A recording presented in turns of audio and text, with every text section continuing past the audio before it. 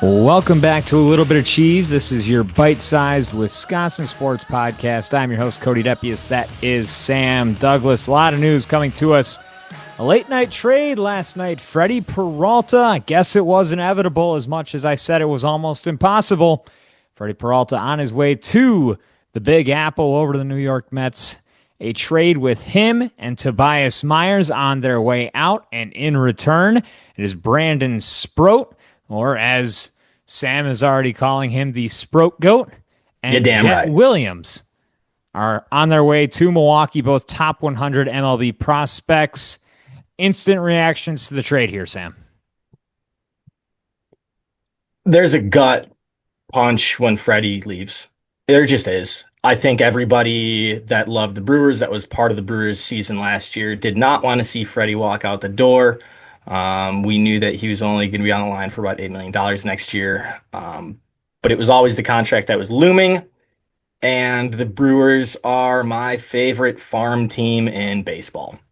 They just are. I think initially sad, a bummer, got to be a shot. That's your ace. It was your ace last year. Freddie did so much for us, keeping us afloat. And it didn't make sense to keep him any longer. And no matter what, whenever you're a front office, I think it could have, I see your head there, it could have made sense to keep him through this year because you have a really good team and you have an ace at a really good price. And if you want to be a penny pinching team, you can have an ace at a really good price. And that's we'll dig into that. But, the Brewers, they made a good move. They stay active. We got a couple good kids, and I love the move, man. I love them. Brewers are my favorite farm team in baseball. They get players ready to go to the big leagues up in LA or New York. Yeah. Well, at this point, I think with the MLB rankings yesterday, before the trade, they were number 6 in all of baseball, and then after the trade, they're now number 1, adding more top 100 prospects. I think that brings them to 7, and they have 5 good shortstop prospects. And one of them now is Jett Williams, who's there's a lot to talk about here.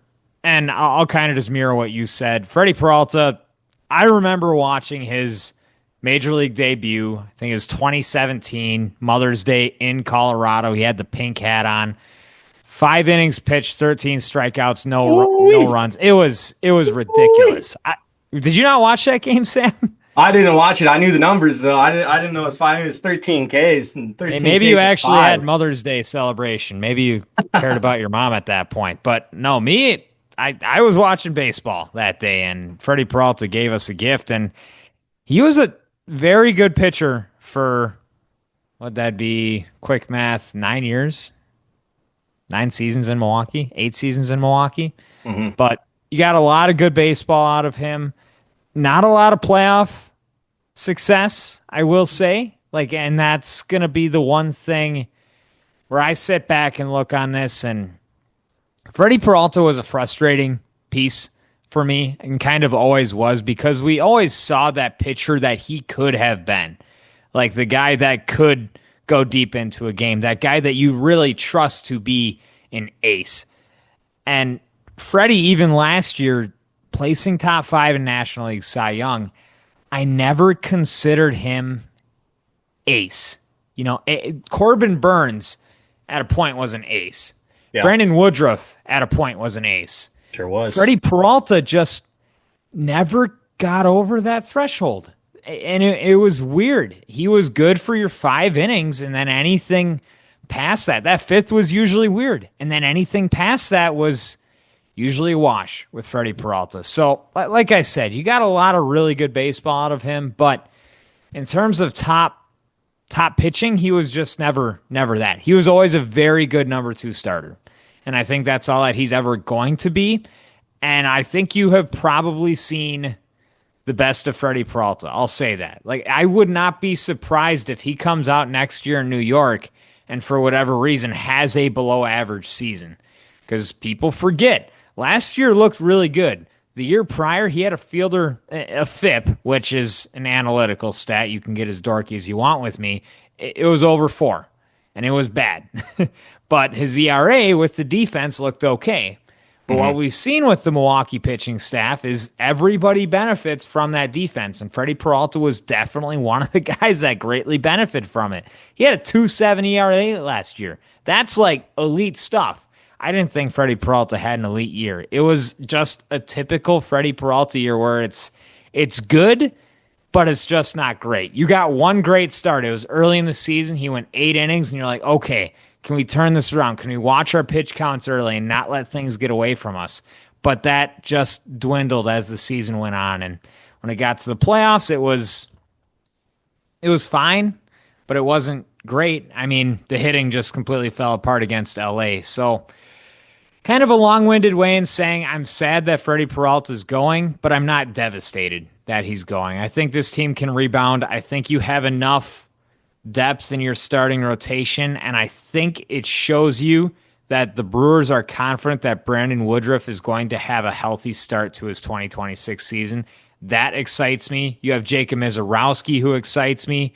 You have Robert Gasser, who we didn't even get to see last year. DL Hall is someone who hasn't even made the conversations, but I think he's going to be in the conversation at the beginning of the year. We know how the front office loves him. We know how Pat Murphy loves him, and the rest of the staff as well. And it's not even mentioning Quinn Priester, who had a great year last year. And they're probably still going to sign a veteran pitcher to add into this rotation. And now you have Brandon Sproat, who you can look at his minor league stats and say last year wasn't a great year in AAA. Sam made me look it up on AI. It was more difficult to find than we wanted it to be, but with the help of AI, and I suppose we got to get those data centers going over here on the east side of the state. Oh Uh, God. Quick a political tour 2.44 and we're ERA. back. 2.44 ERA for Brandon Sproat in the second half of the AAA season last year. He got 20 innings in the majors, had a good FIP in those. A pitcher with, I think, a lot of upside, but I Yeah, think the exciting piece here is going to be Jett Williams. really. Well, let's get to Jett because I'm in a minute, but I'm excited about the Sproat goat here. I think he's 100% legit. I think he's what we're looking for. Um, and one more note about Freddie, and I had this written down. This is kind of like my meta take on it.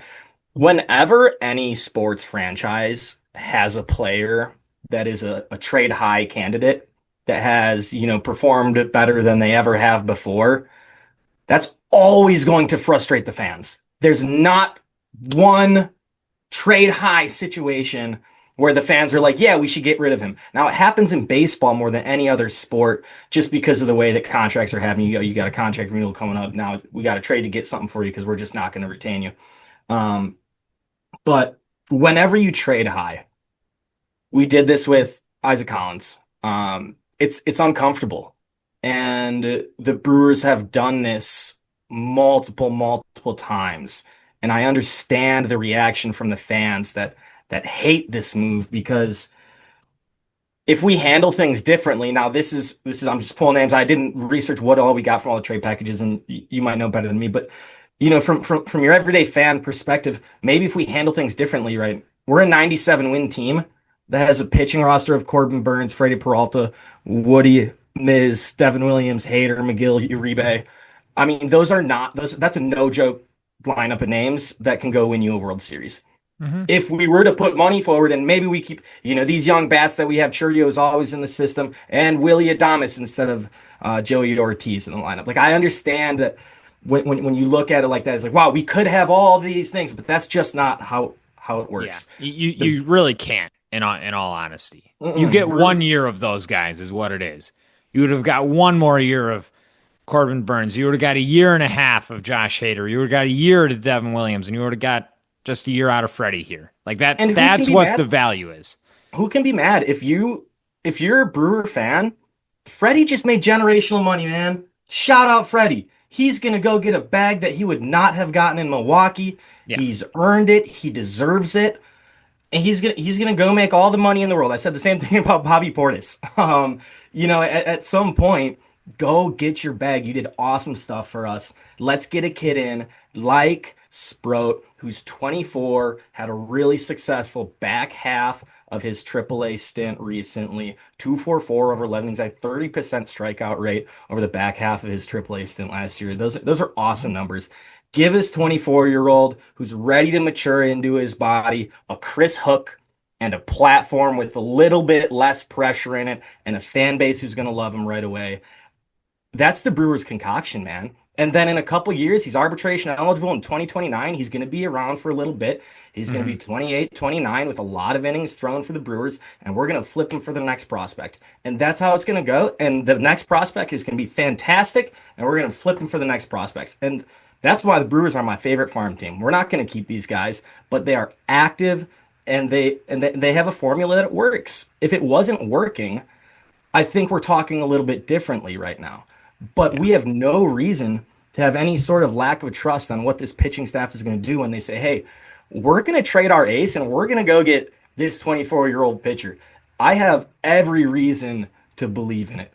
My one question, that's a lot of righties in our starting lineup right now. A whole lot of righties. I think we're going to try to mix that up a little bit.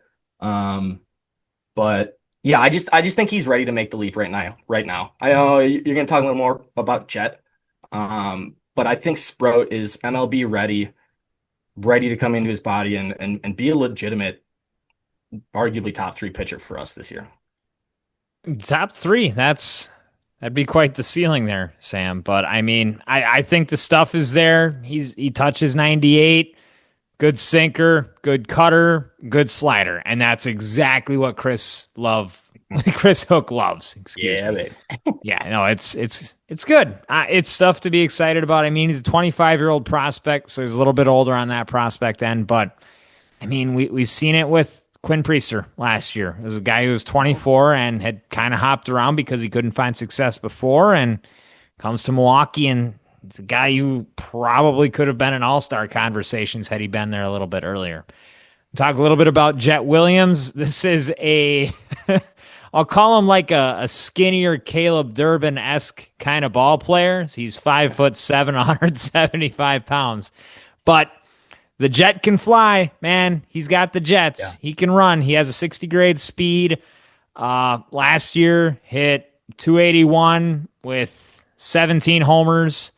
281 in Double-A, then had a little bit of a rough stint last few months in Triple-A, but overall last year, 261, 17 home runs. He had 34 stolen bases. Good defender. He can play a little bit of outfield as well. I imagine that you could move him around second base or third base, one of those utility guys, kind of like what they're working with already.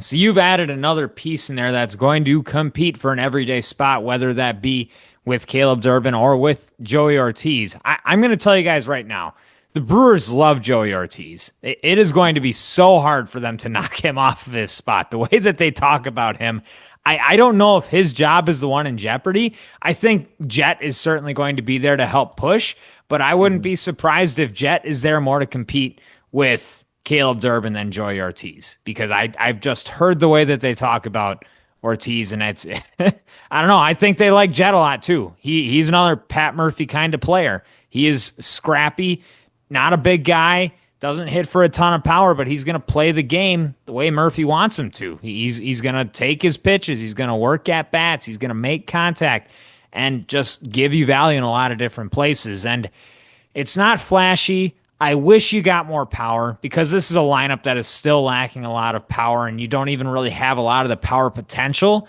because the guys that are there are undersized, like Durbin, Ortiz, and now Williams.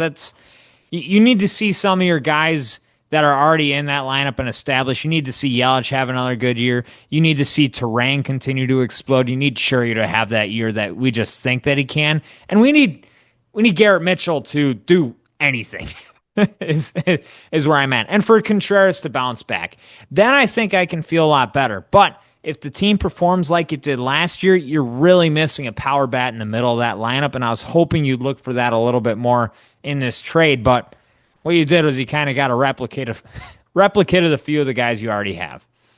This does feel like our big swing. No pun intended. It does feel like this is our big move, and let me know if you think differently. But I think, like you said, if we were gonna go get a bat, this off season, it was probably gonna be through moving Freddie. I don't. We're Yeah. not going to make a big free agent signing. We're not going to add anybody, pay him a bunch of money to take a spot from our lineup. We love our outfield. Six really good outfielders, seven good infielders, and all the shortstops in Yeah. in the ranks waiting to show up and Hmm. take Joey Ortiz's job. So I do think that this is the move that they decided to make, and man, they love it. I like that he has Jett a lot of walks and a lot of strikeouts. Yeah. Again, similar to Sproat, it just feels like there's a ceiling that hasn't been hit yet. Hmm. With Sproat having a really, really hot section of AAA kind of clunked around for the whole year, but he got hot. That tells me there's a higher ceiling. Williams struggles with some strikeouts, but he takes a ton of walks. That tells me he knows his zone. He's just got to get the bat on the ball a little bit more. He's going to be a great contact guy. And Murph ain't mad at taking walks at all either. Nope. You get on base for this team, you are a viable player. If you can get on base and steal one, put a little bit of pressure on the base paths, Murph's gonna keep you playing. Yeah. Just got to hit, man. It's hitting though, Cody. Like, are we doing the same thing? We are, and it worked last year, but it worked all last year, and we knew at some point we I want someone who hits 250 and 40 bombs. I Yeah. Did get a did it little bit of work? pop. Because we watched it in the most important moment just not work at all. I mean, it worked to get you to that point, but and there's this point of realism is if you follow baseball at all, you know the Dodgers signed Kyle Tucker last week, which is the biggest name on the free agent market, and of course the Dodgers are able to bring him over and add another bat to that outfield. So it's as steep of a hill to climb over there in LA. And I heard that the Dodgers were interested in Freddy Peralta, Yeah, and like they're trying to go out and maybe buy Tarek Skubal. Like it's gonna be a tough hill to climb next year for anybody to take LA down. But once again, it's baseball, and we get on this box all the time, and I can tell you anything can happen.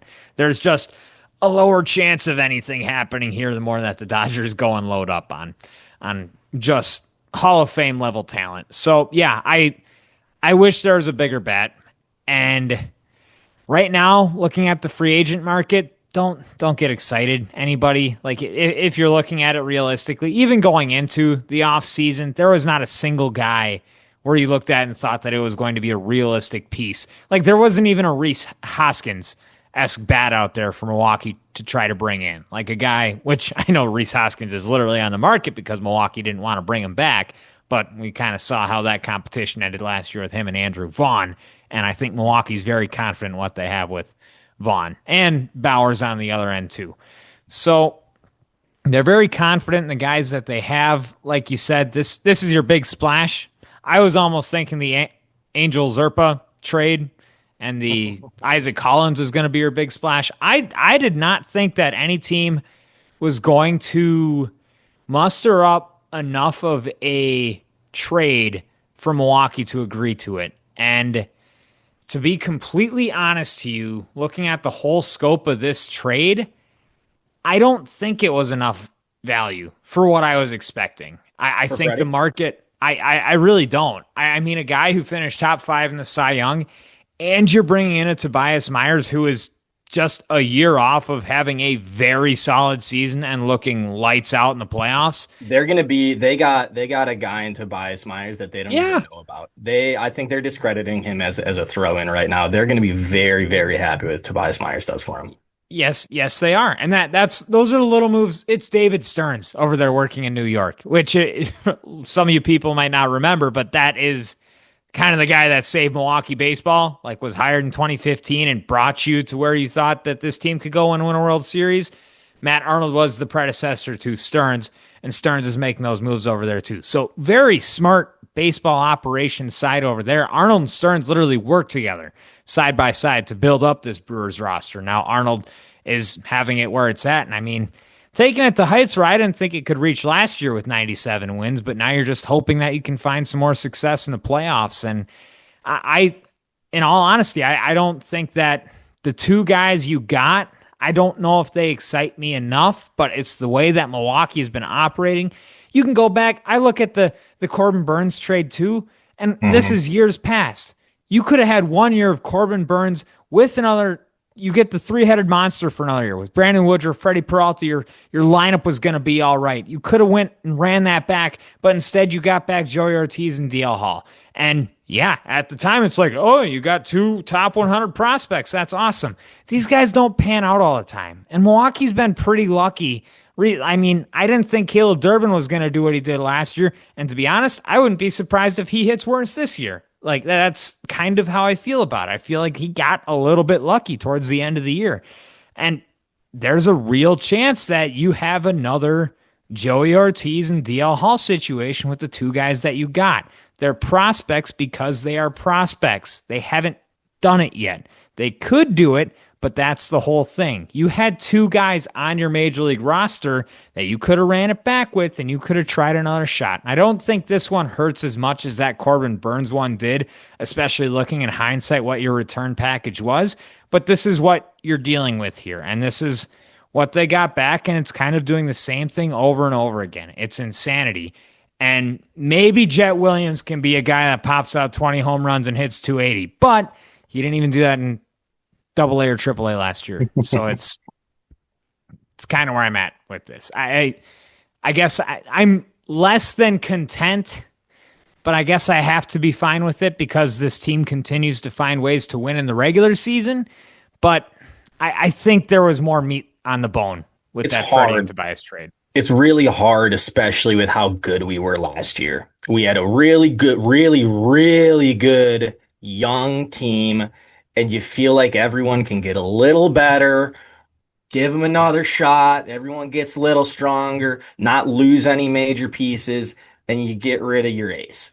That's a gut shot because you want to compete and it feels like you have all the pieces, but the fact of the matter is we weren't one Freddy away from winning that series. We're not a Freddy away from beating the Dodgers. We weren't going to pay him in 2 years. And he wasn't going to be the difference maker for us. Maybe a couple wins throughout the regular season. Maybe 5 wins throughout the regular season if we want to be a little bit dramatic here. A fan favorite, a really good pitcher for a really great price. But Freddie wasn't the difference between us and LA. Yeah.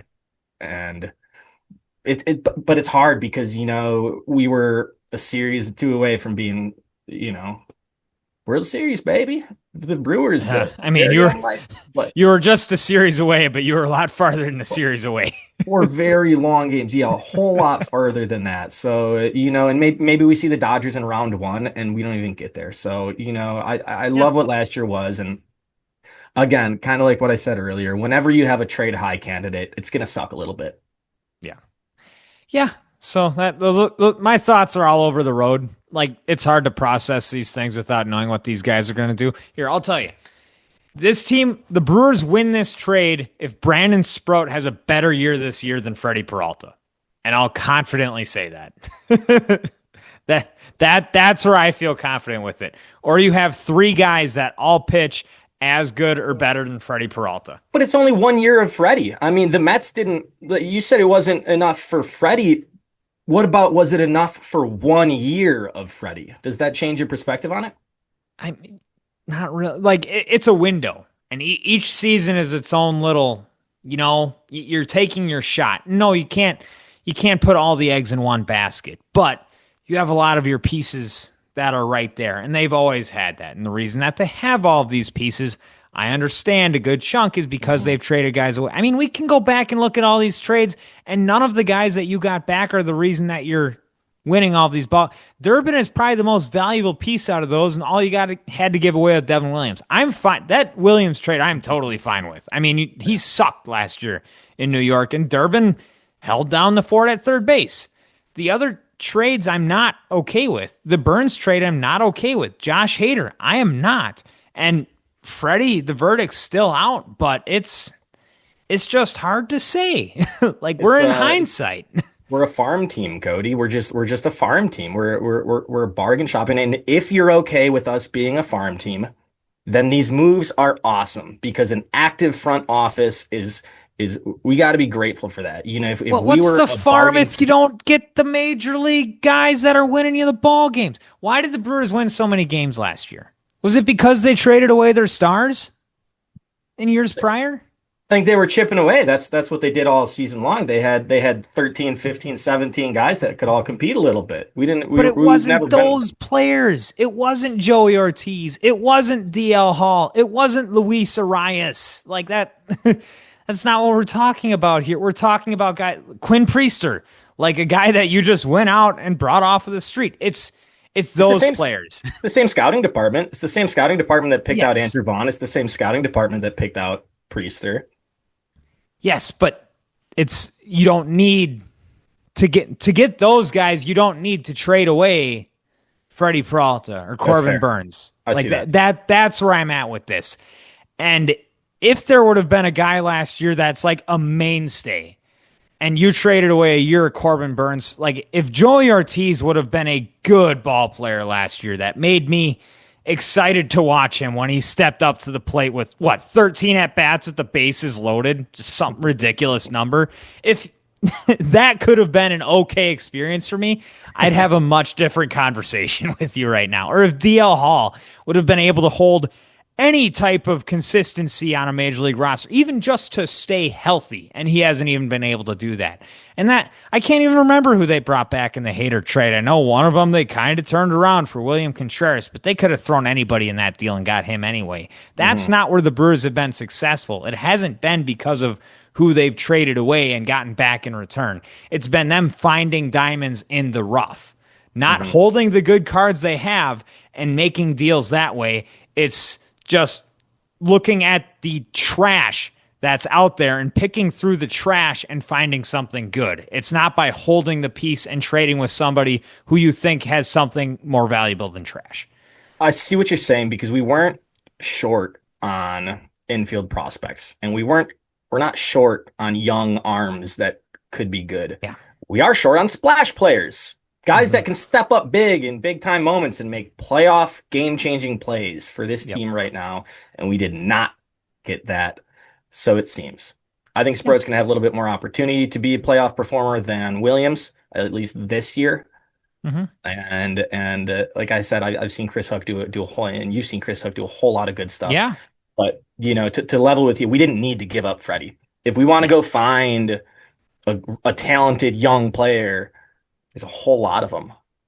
Yeah. Would you have kept? We weren't going to re-sign Freddie. You would have just let him expire.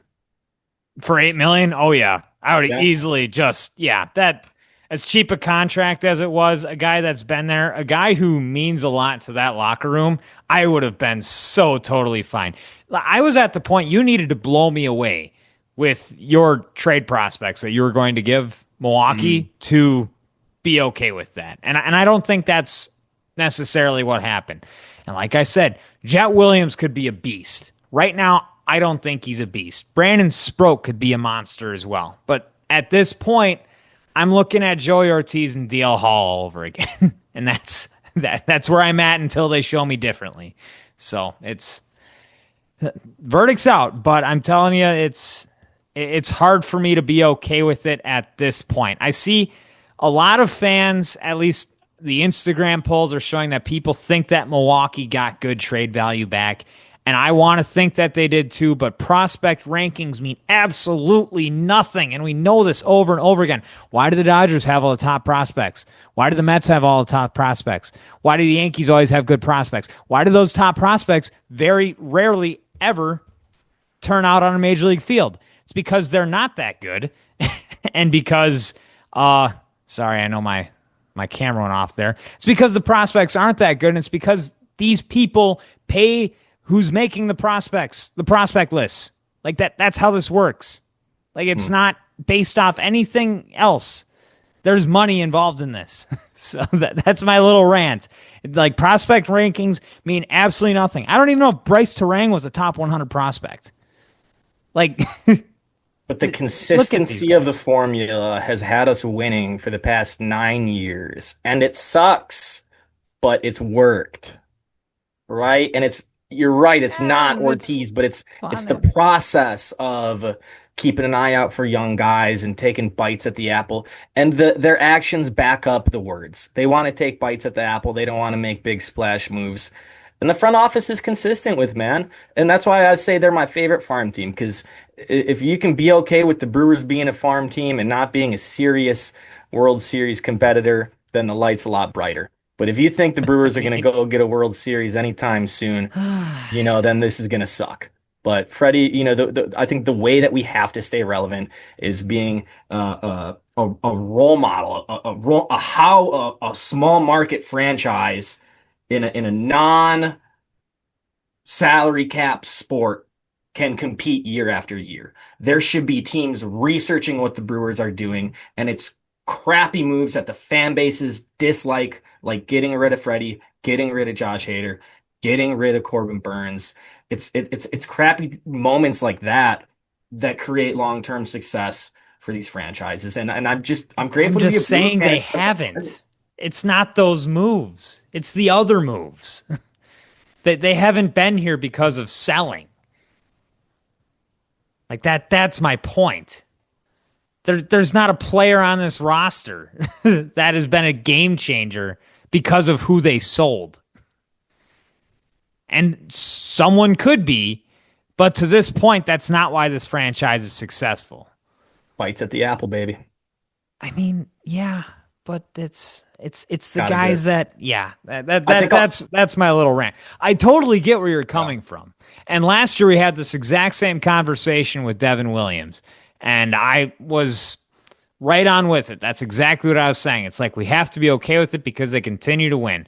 And honestly, the Williams trade was the best of all of them. But now you sit back and I was hopeful that Joey Ortiz is going to be solid and that DL Hall is going to contribute in some way. Like at this point last year, Joey Ortiz was a solid baseball player that we were excited to go watch take the helm at shortstop. And defensively, we saw it towards the end of the year. But with I'm the still a bat, fan of him defensively. I oh love having yeah, Yo-Yo as a yeah. shortstop. I don't want to put any slander on his name. He could Yeah, use a bigger he bat, but did, he did good stuff. But he was the worst hitter in Major League Baseball. fair. You can have So, all the web gems you want. If you are the worst in baseball, yeah, yeah, conversations could be there's short. a conversation of value. We'll just very briefly touch on it. Jeff Halfley, no longer the defensive coordinator in Green Bay. The Packers Mhm. signing an extension with both Matt LaFleur and Brian Gutekunst. I don't know for how long. I don't even know if those numbers have been released quite yet. What are your thoughts on all that's going on in Green Bay? I think Matt LaFleur overachieved with this team for a little bit, and it's kept him his job. The only reason, and we talked about this, that LaFleur could have been gone and us been comfortable with it is because there was some really, really good candidates available. Mm-hmm. Um, I don't think with a team this talented that a change at head coach is necessary. I don't love Matt LaFleur, but getting rid of your head coach could have been a bigger issue than it would have helped. I think the Yeah. talent is enough. And as far as the defensive coordinator, Halfley leaving, Halfley did a great job. I don't think you need to be a rocket scientist to coach defense with Micah Parsons on it. We got a few defensive back specialists, that are interviewing, including Al Harris and is that Brandon Jackson from Philadelphia. So I think there's similar formulas for Staley. the Was it yeah Staley? could be. Yeah, No, I it's don't not know. Staley. Defensive back over from Philadelphia. A lot of Yeah. hype about these young guys. I think that can be enough of a change of face to feel like, oh, 2026 is different than 2025. Because I don't think running it back with all the same faces is necessarily a good thing. So light the defense up a little bit. Let's get Micah back. And I hope LaFleur didn't sign anything super long because I think the verdict is out on whether he can lead a Super Bowl winning team. But if he signed 2, 3 years, that's I'm happy with that. Let's keep this Yeah. Packer team rolling. I think it might be Injuries. like more 3 or 4. Like he might have 5 years left on his contract. Was Mhm. kind of the rumblings. Which do you have another year where you underachieve next year? There's going to be a lot of conversations in the off season. So It's whatever. I'm okay with it. Like you said, there wasn't anybody that you have to be too excited that you missed out on in the coaching market. I know I voiced my frustrations last week, and I still struggle with the belief that Matt LaFleur is the guy that can lead you to the promised land. I don't know if he can be that, and I honestly don't think so at this point, but I hope I'm wrong. Your biggest thing that brings you success next year for Green Hell Bay, yeah. hell yeah, is going to be just getting and staying healthy. You missed Yeah. out on so much, like all pro caliber football from multiple guys last year because of the injuries, and that's just pure bad luck. And I'm not going to make that an excuse for LaFleur because they should have won that Chicago game bar none, but getting those guys back is going to be a huge world of difference. You know what would have been nice with the new head coach is, and you kind of expect this is a good thing when you retain your head coach because, oh, the head coach knows all the talent around here. The head coach has a good feel for who's good and who's not. I don't know if Matt LaFleur has that with this team. We saw, Matthew Golden. We had offensive linemen playing the wrong positions and it didn't work out. Yeah. It feels like the benefit of having a good coach and you kind of knowing the team a little bit. I don't think that's a pro with keeping Matt LaFleur because he hasn't shown us that he's optimizing the talents of the players that he has. There's certainly biases. I'll say that. And you bring in a fresh face that doesn't know these guys, there are no biases. Like you don't have once you build personal relationships with people and they get older and they're not as good at their job as they were just a year or two ago, it's pretty hard to demote people. Like Elton Jenkins was a perfect example last year. Someone who you would have thought like 2 years ago would have been like a all pro caliber center, and then you put him there and he was just horrendous to start this year. But he's in that spot because of that relationship he had with the rest of the coaching staff and what they believed the player that he could be. But you saw a lot of regression in his abilities. So that's just an example. Relationships keeping coaches in their jobs. You're not talking about Rich Bisaccia and Doc Rivers, are you? That can't be happening. Joe Barry for 2 years. Yeah. That's whatever, man. Doc's got to go, dude. Bucks are so bad, Cody. Got a quick cheese grater for me? Tragic. Yeah, I got a grater. I might have two quick ones for you. Okay. So this was mentioned during the Rams-Panthers playoff game. What's the only play in football that you're allowed 12 players on the field for? Oh, I'm gonna wave the flag. I did not watch that Carolina game, and I know I read it on Twitter, but it was like on a trivia question, and I got it wrong. So I don't know. The only play in football when you're allowed 12 players on the field is the very fun kickoff on a windy day. Oh, yeah, that's good. Is he even allowed to? Is the holder allowed to tackle? No, you got to get off the field. That's what I thought. But okay, it's the only play when you're allowed to have 12 guys on the field is a kickoff on a windy day. I got a kick out of that. That is good. No, I like that a lot. I got a different question wrong on the interwebs. I can't remember what it was. I'm not even going to try to explain it. I got one more quick. Was he good? If you want to give a rip and seeing if if James Jones was any good. James Jones was good. I think James Jones was solid. I don't know How if many he was years, a Pro Bowler. How many years of James Jones' career did he have over 700 receiving yards? 3. Good man. Bingo. Ball knowledge. 3 of them. Never went over 900. 3 years over 700. 1 year leading the league in touchdowns. That's right, 14. That was Hoodie James Jones. That was fun. Yeah, now he's a interesting analyst, I think, with NFL Network. Could be totally wrong with that, but that's going to do it for us today. Thanks for listening. We'll see you again next week for another edition of A Little Bit of Cheese, your bite-sized Wisconsin sports podcast.